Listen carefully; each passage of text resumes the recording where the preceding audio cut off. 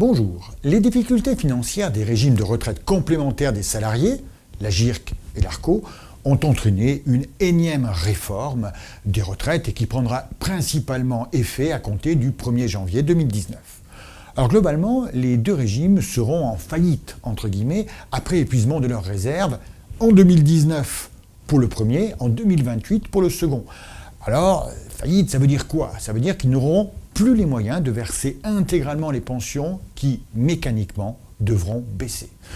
Alors, pour éviter une faillite dès 2019, eh bien, ce que l'on a fait, c'est qu'on a fusionné les deux régimes, ce qui permettra une faillite générale aux alentours de 2025.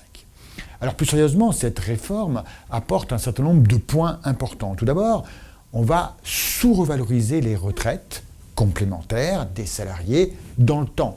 Ça veut dire qu'à partir de 2016, 2017, 2018, on aura une baisse puisque la revalorisation, ce sera l'inflation moins 1%. Par définition, on est quasiment à zéro à l'heure actuelle. À partir de 2016, en outre, on va décaler les revalorisations sur la fin de l'année au lieu du début. Un autre élément qui va être mis en exergue, c'est le fait qu'on va acheter plus de points de retraite avec donc, des cotisations légèrement supérieures, ces points de retraite étant des points dits de solidarité, c'est-à-dire ne servant à rien, si ce n'est à financer les déficits actuels.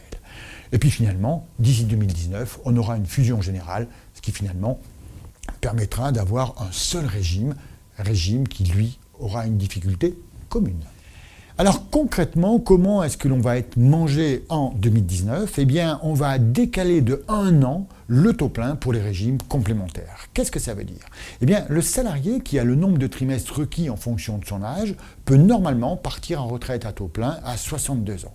Mais à partir de 2019, eh bien, il ne percevra que sa retraite de base à taux plein.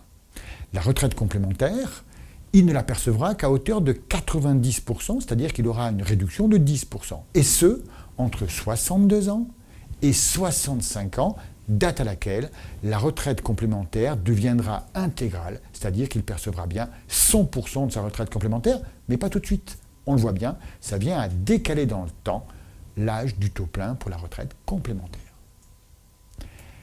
Alors, si on va un peu plus loin, imaginons quelqu'un qui a atteint la retraite à taux plein à 62 ans et qui décale d'1 an son départ en retraite. Alors à ce moment-là, il va toucher 100% de sa retraite complémentaire revalorisée.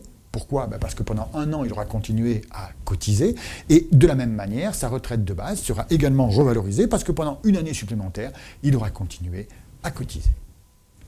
Alors évidemment, il est possible de décaler non plus d'1 an, mais cette fois-ci de 2 ans le départ en retraite.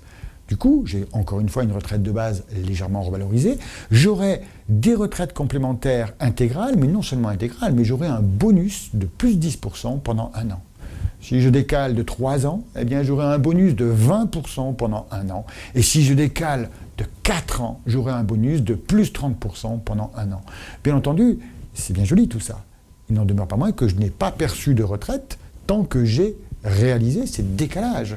Et donc, il faut vraiment calculer les choses, et c'est ce que l'on va voir dans un exemple. Alors, illustrons tout ça par un exemple simple. Imaginons un cadre qui perçoit un salaire brut en fin de carrière d'à peu près 70 000 euros par an. Il s'agit d'un salaire brut, bien entendu. 62 ans, il peut donc opter pour sa retraite à taux plein. Sa retraite de base, d'après les calculs qu'on a pu faire, était d'environ 16 400 euros et sa retraite complémentaire de 20 700 euros, ce qui nous représente 37 100 euros en tout. Alors imaginons qu'en 2019, il parte directement en retraite.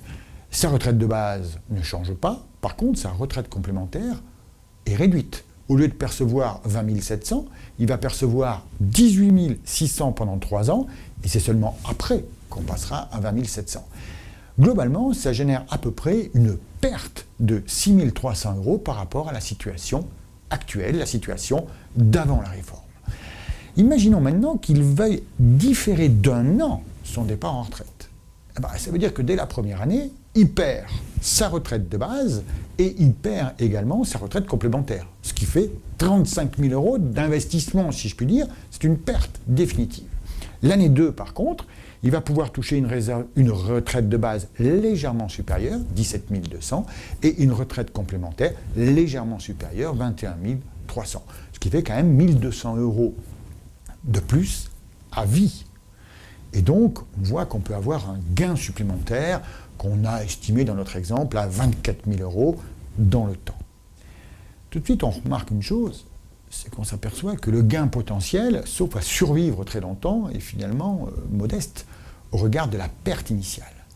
Donc la conclusion qu'on peut tirer de ça, c'est que, compte tenu du fait que, globalement, les retraites ne vont pas s'améliorer dans le temps, plus tôt je peux partir, plus tôt j'ai intérêt à prendre ma retraite. D'autant plus qu'aujourd'hui, on peut faire un cumul entre l'emploi et la retraite sous certaines conditions. Alors, pour vérifier si tout ça s'applique à votre situation et qu'est-ce que vous avez vous-même intérêt à faire, il convient de vous rapprocher de votre conseiller.